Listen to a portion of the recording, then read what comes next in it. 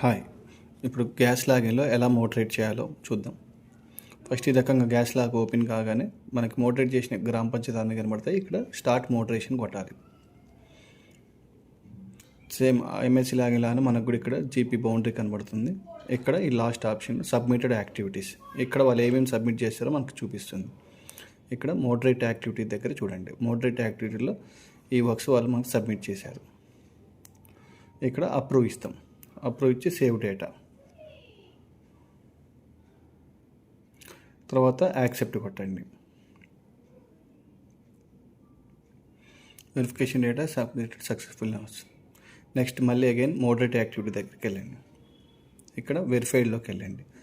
వెరిఫైడ్లో చూడండి, లాస్ట్కి చూస్తే మనకి వర్క్ ఎగ్జిక్యూషన్ లెవెల్ కనబడుతుంది.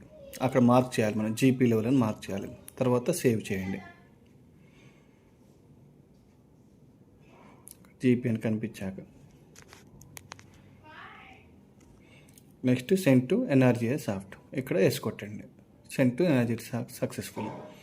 సో ఇది ఇక్కడ నుంచి జీపీ లాగిన్కి వెళ్ళడానికి మనకి 24 hours పడుతుంది. ఇక్కడ మళ్ళీ ఒకసారి చెక్ చేసుకోండి సక్సెస్ఫుల్ అని వచ్చిందని. Send to NRG soft successful అని వస్తేనే ఎన్ఆర్జీ సాఫ్ట్కి వెళ్తుంది. ఇక్కడ నుంచి మనకి 24 hours పడుతుంది జీపీ లాగిన్కి రావడానికి.